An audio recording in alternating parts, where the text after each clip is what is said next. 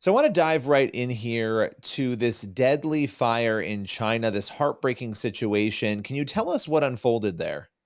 Yes, on Thursday, November 24th, last week in the evening, a fire broke out in a predominantly Uyghur apartment complex in the Tanrtal district of Urumqi, which is a predominantly Uyghur neighborhood.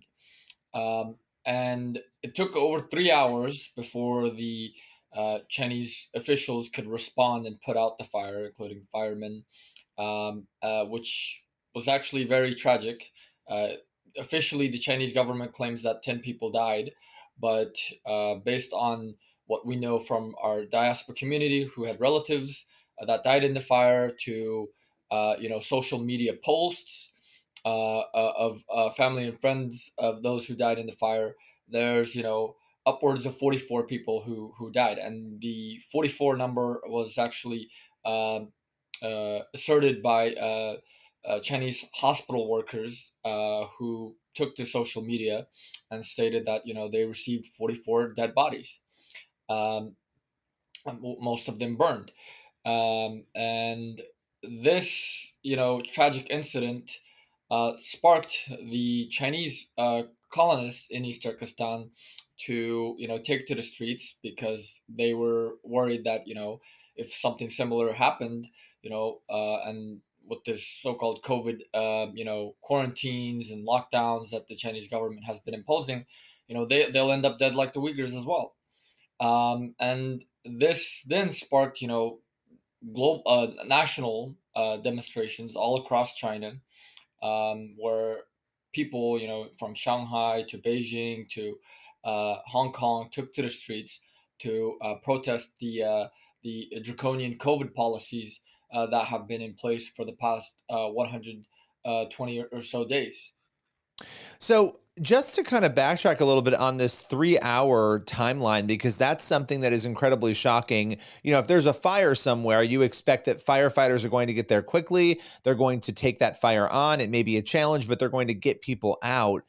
This zero COVID policy that China has. I don't know if you want to explain that a little bit. You started to go there a little bit, but I'm assuming that is why we had a 3-hour period that it took for these firefighters to get there and actually tackle the fire. So take us through that. Yes, so in late August, or in the middle of August of this year, the Chinese government put a zero COVID policy in which they began to lock down, entire cities all across, China and its occupied territories, preventing, locking up people in their homes, barring their doors to where they can't even get outside, and leaving many of these people to, essentially starve to death. You've I'm sure you've seen, videos of people banging, shouting through their apartment complex, saying, don't have food, we're going hungry. Many of the people also die from medical neglect. And in the case of this tragic fire, the Chinese government's official explanation why it took 3 hours was because they're like, oh, there were obstacles, because of the mandatory COVID lockdown restrictions that we had in place. People, the fire trucks couldn't get in and through the neighborhoods. All these different excuses, even though the uh, nearest fire station was not even a mile away. So it took quite a bit to of time to get in there. Secondly, the security guards that they had put up in place around these areas, they prevented people from even trying to leave their own apartments even when there's a fire going on. And the third reason is because, again, these people, this is part of the Uyghur part of town.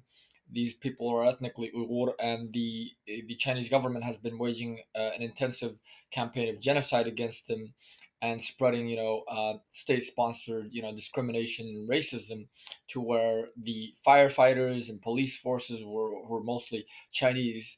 They're not going to want to, feel sympathetic. So it took a while because of that, and you don't even hear, for example, in the Chinese media, the government, they didn't even specify that what ethnic group the people were.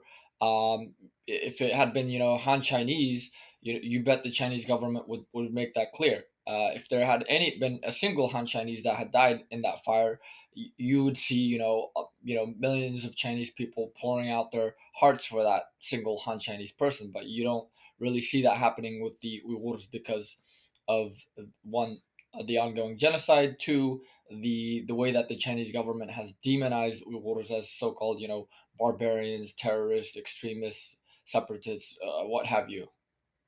You have a couple of issues going on here, and I think it's really important that the way you're breaking this down, it's really helpful. You have the zero COVID policy, which from a 30,000 foot level is very confusing to people outside of China, because at this point most people have conceded the fact that COVID is here and it's not going to be eradicated, right? It's something that is part of life now. It's something we've tried to combat. We've tried all sorts of different lockdowns everywhere.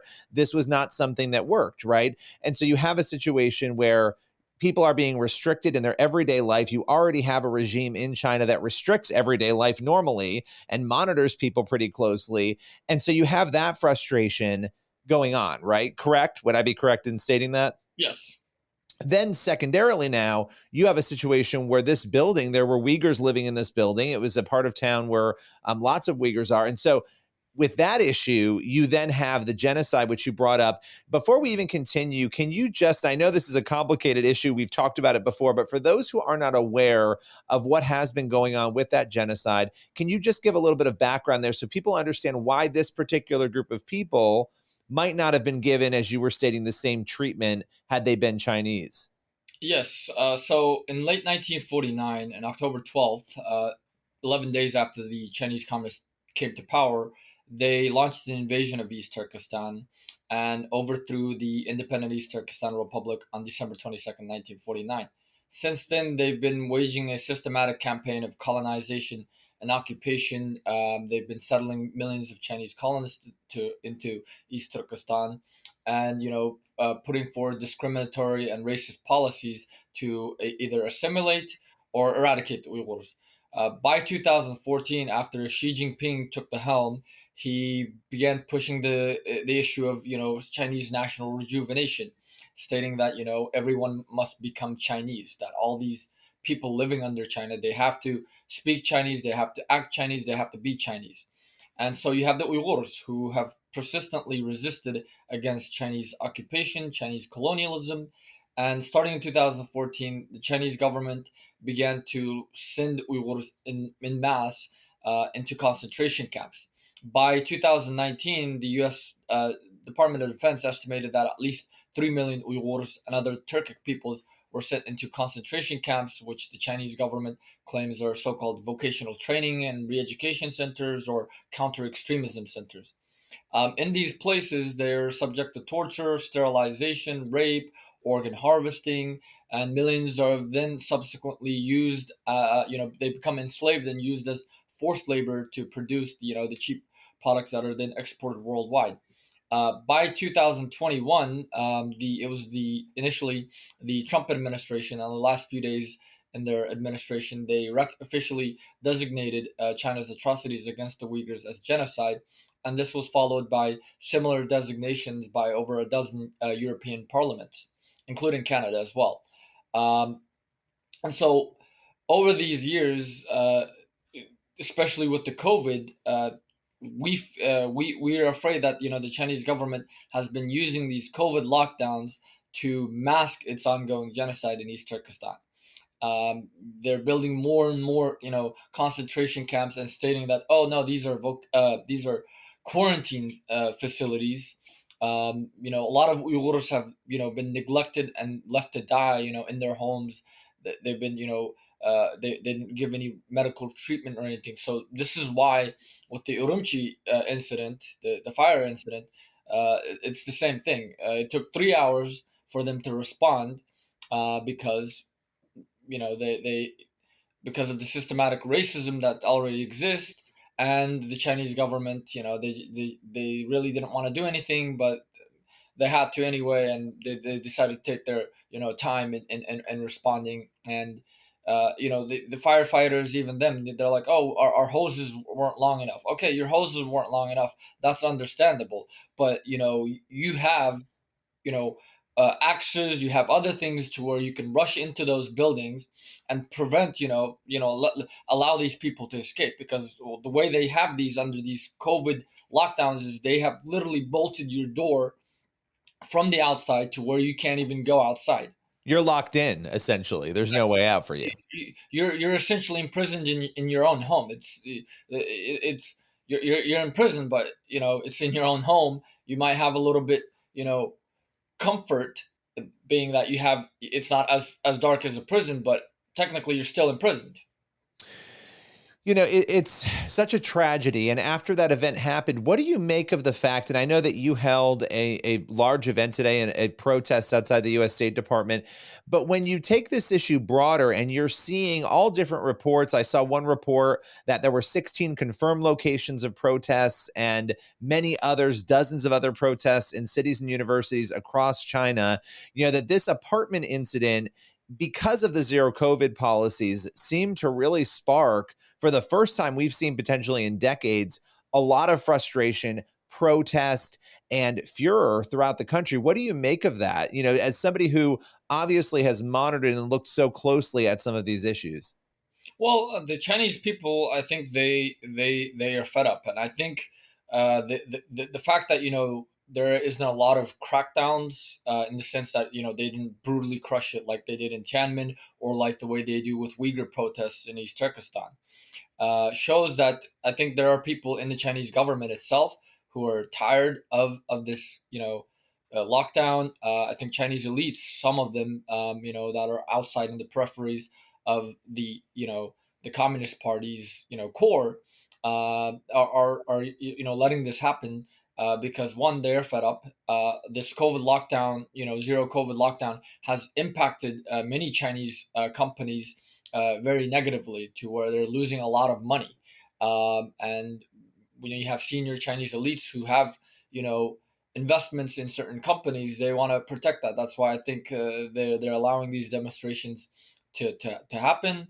But at the same time, the demonstrations, it's just focusing on the COVID aspect, and not really focusing on what really happened. Why did this happen? What's going on to the Uyghurs?